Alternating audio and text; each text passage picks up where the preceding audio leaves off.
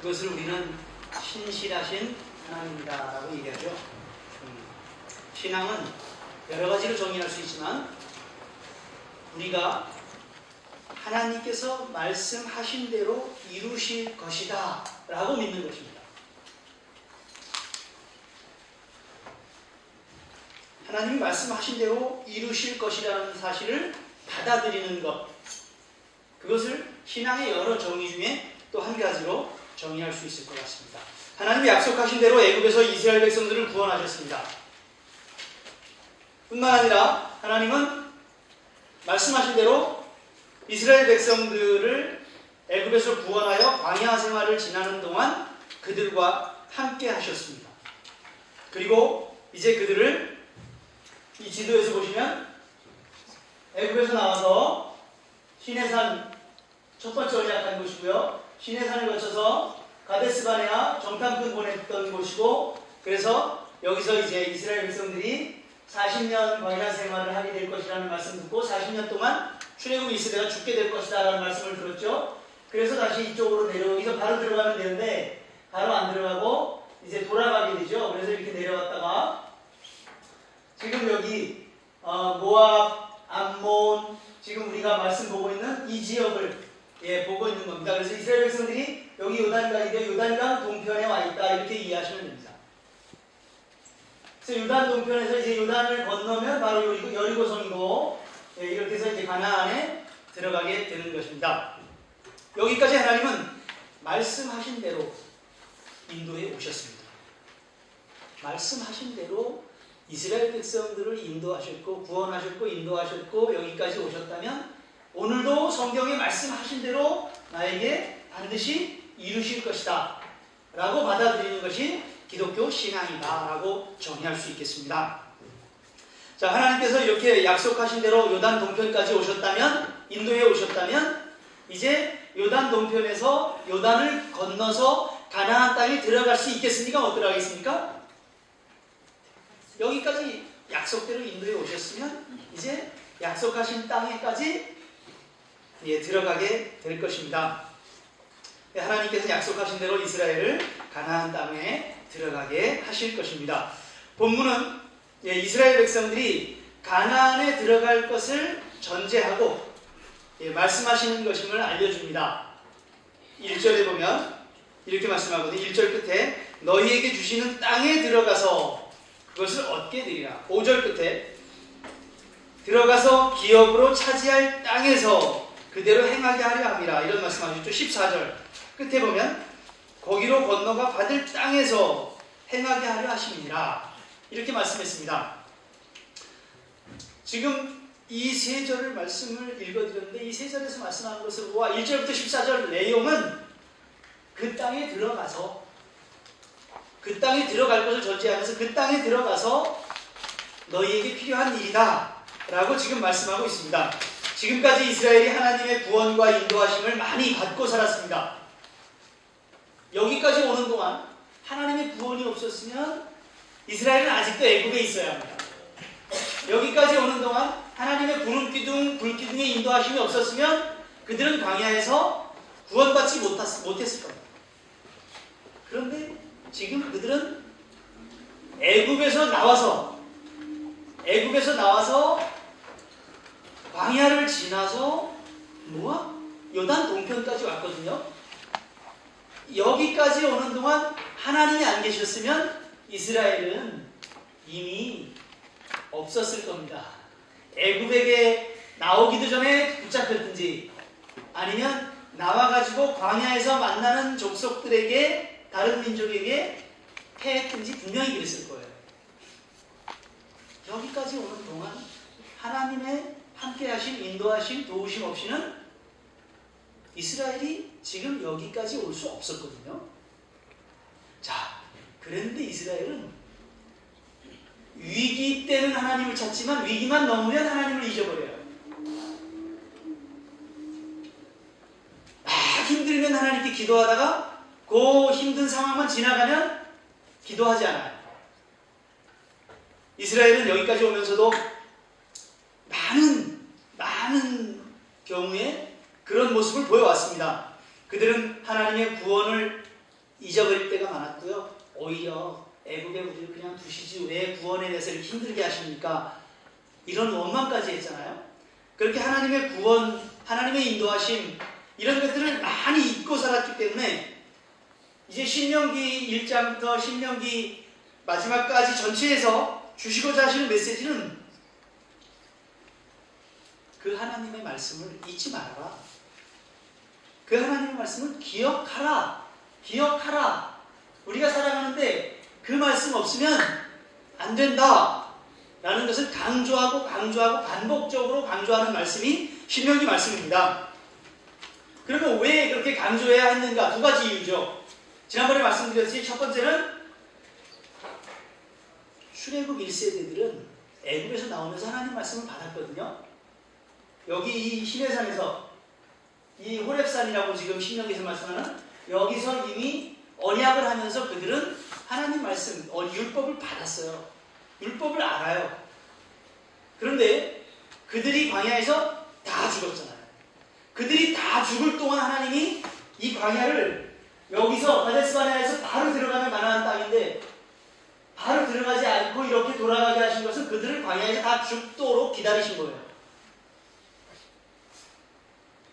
그래서 그들이 다 죽었으니 이제 가라 이런 말씀하시잖아요. 다 죽었으니 이제 가라. 그래서 다 죽었어요. 다 죽어서 이제 들어가게 되는 거예요. 처음 율법을 받은 사람, 처음 말씀을 받은 사람들이 광야에서 다 죽었거든요. 그들이 광야에서 다 죽자 이제 출애굽 2세대들에게는 다시 말씀을 줘야 할 필요가 있어서 다시 율법을 줘야 할 필요가 있어서 신명기 말씀을 주는 것이다 라고 지난주에 말씀드렸습니다.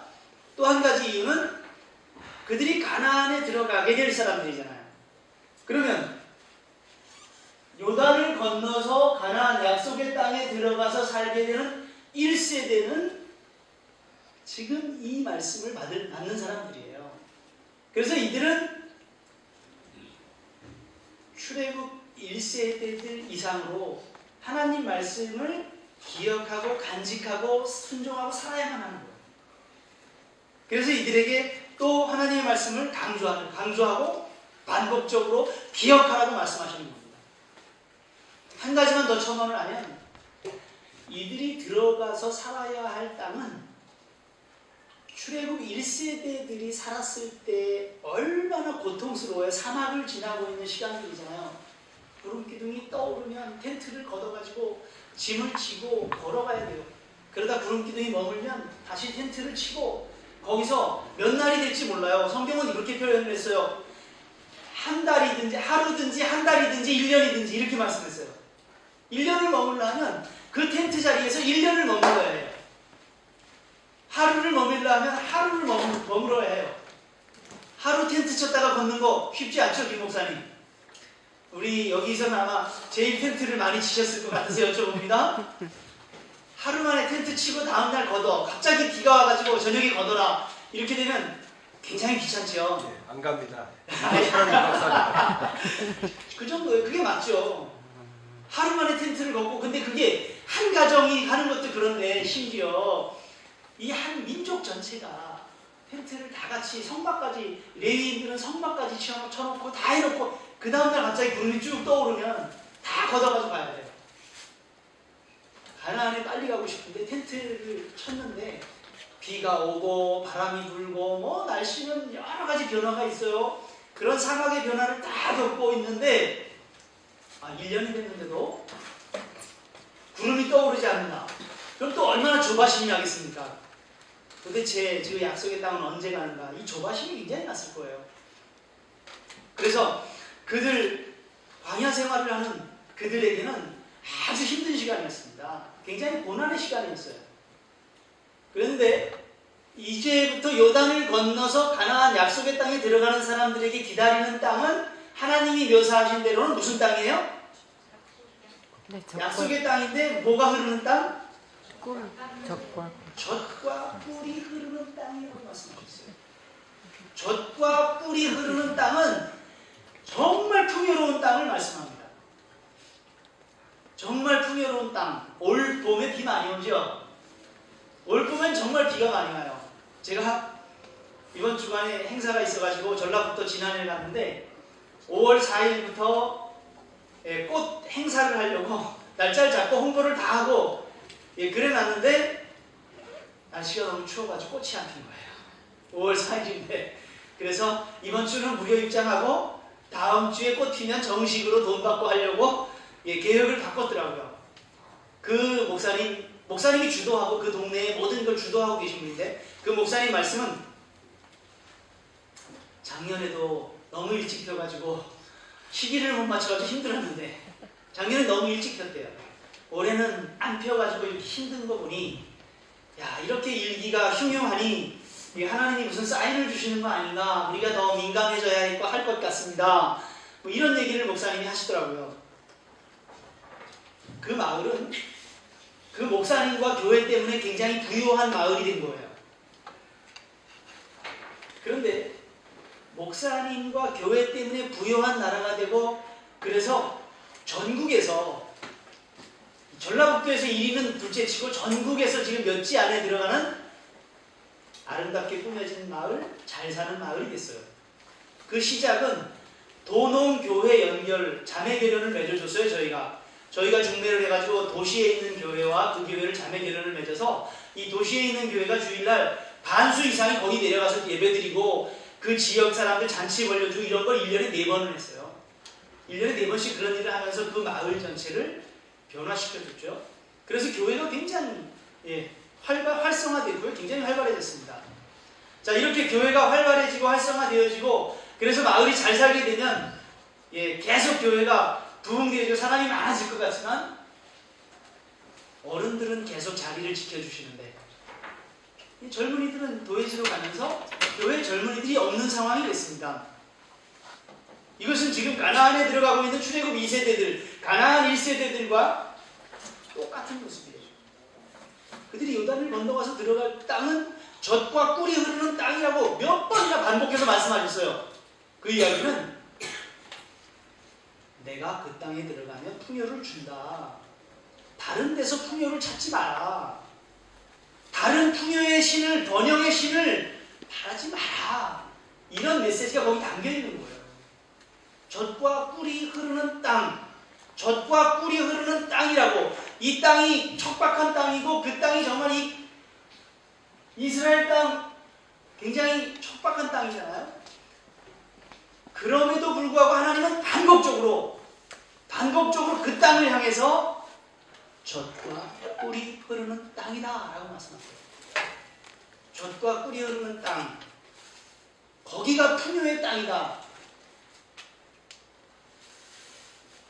그래서 하나님께서 미리 다 아시고 이스라엘 백성들을 단돌이 하시는 거예요. 이스라엘 백성들, 너희들 젖과 꿀이 흐르는 땅에 가서 풍요와 번영을 만나면 분명히 나를 잊을 거고 내 말을 잊을 거다. 제가 1990, 정확히는 기억이 안 나는데 97년도, 98년도 그 해에 제가 신방 부목사를 했습니다. 그 신방 부목사를 할 때 그 당시 이제 뉴 밀레니엄 한참 떠들 때입니다. 방송에서. 그때 제가 이 메시지를 엄청 많이 했습니다. 지금 이 메시지를 뭐라고 했는가 하면 이제 곧 21세기가 시작됩니다. 21세기는 20세기보다 분명히 잘 사는 세대가 될 겁니다. 분명히 잘 사는 세대가 되면 젖과 꿀이 흐르는 그 삶을 살게 되면 많은 자녀들이 하나님을 잊게 될 겁니다. 많은 사람들이 하나님을 버리게 될 겁니다. 그런 마음에서 하나님이 지금 이스라엘 백성들에게 신명기 말씀을 주신 거예요. 젖과 꿀이 흐르는 땅에 들어가서 그 풍요와 번영을 만나면 그 풍요와 번영 중에도 그 잘 먹고 잘 살 때도 광야에서 고생하고 힘들고 어려울 때처럼 나를 잊지 말고 내 말을 잊지 말고 기억하라. 그 말씀을 하나님은 이스라엘 백성들에게 주고 계신 거예요. 그래서 하나님의 은혜를 잊기 쉬운 그 풍요와 번영의 삶에 살면서도 하나님의 말씀을 잊지 말고 하나님의 은혜를 잊지 말고 기억하라. 잊지 말고 기억하라. 이게